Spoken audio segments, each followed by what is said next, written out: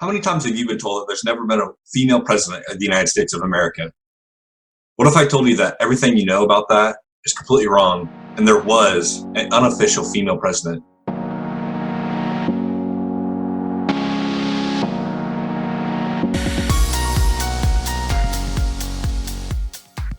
On December 28th, 1856, Woodrow Wilson was born in Staunton, Virginia.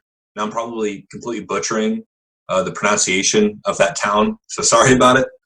He was an active lawyer and politician and defeated the incumbent William Howard Taft in the 1912 election and became the next president of the United States.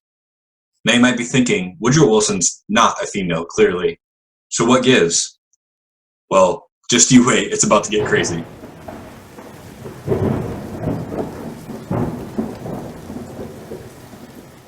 The first lady and wife of President Woodrow Wilson was Ellen Axon Wilson. Ellen was healthy going into the president's first term, and they had been married since 1885, so things were looking great until tragedy struck. In August of 1914, Ellen fell terribly ill with a disease known as Bright's disease. Now, I'm not a medical doctor, but I am a professional Googler, and what Google told me is Bright's disease is essentially just a form of kidney disease. And unfortunately, on August 6, 1914, the First Lady of the United States died, leaving Woodrow a widow.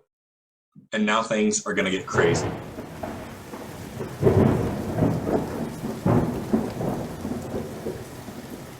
A woman by the name of Edith Bowling was born on October 15th, 1872, in Wytheville, Virginia. Once again, I'm probably butchering that name, so don't come at me. She married her first husband in 1896, a man by the name of Norman Galt, making her Mrs. Edith Galt. As fate would have it, Norman got very ill in January of 1908 and later passed away on January 28th of, you guessed it, Bright's disease. Edith's husband of 12 years was dead, and she decided to travel. Edith traveled all over, but mainly to Paris and other big cities like Washington, D.C. Edith became friends with Helen Woodrow Bones. Bones worked at the White House as a hostess to her cousin, Woodrow Wilson, the President of the United States. Edith and Woodrow kicked it off from the very beginning, and Woodrow essentially proposed right on the spot, as one does when their wife dies months before. With rumors of an affair and a conspiracy to kill his former wife in order to marry Edith, they put off the marriage till December of 1915. As the First Lady, things were normal, and Woodrow was elected for a second term in 1916. Now hold on, because it's about to ramp up.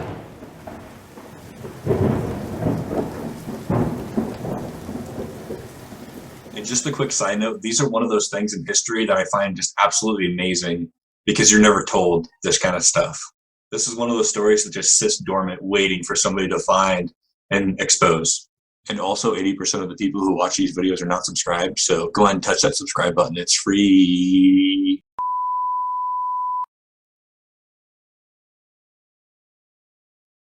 Fast forward to 1919, and disaster hit Woodrow Wilson once more. He suffered a major stroke in October of 1919 after visiting Paris to talk about the Treaty of Versailles. This left Edith with two options: either let her husband's legacy be destroyed and pass the presidency on, or let her husband try to recover, and she secretly run the country that was recovering from the Great War.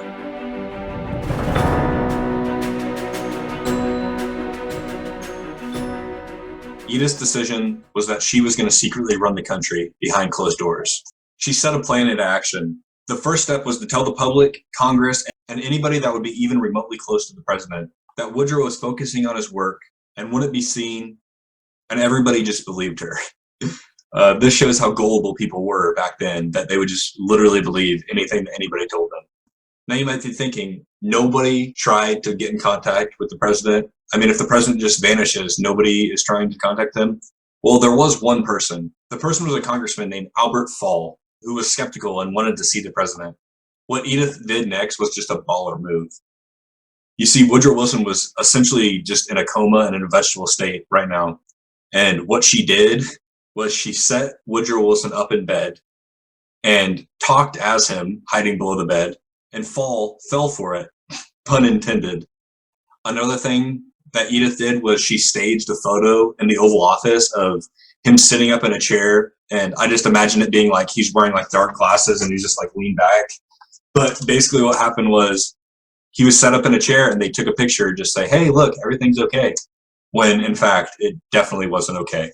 Edith was essentially running and in charge of one of the most powerful countries in the world, signing all the president's documents when he was unable to respond or unable to write or tell his opinion, and basically making all the important decisions. Now, all of this was unknown for several years until it started to come out in 1924 after Woodrow Wilson's death, and is still a completely unknown story today. From October 1919 to March 4th, 1921, Edith Bowling Galt Wilson was the first, and to this point in time, only acting female president of the United States of America, unofficially. Thank you guys so much for watching. If you liked it, please go ahead and touch that like button. It helps my channel grow. If you like my content, hit subscribe, and peace and love.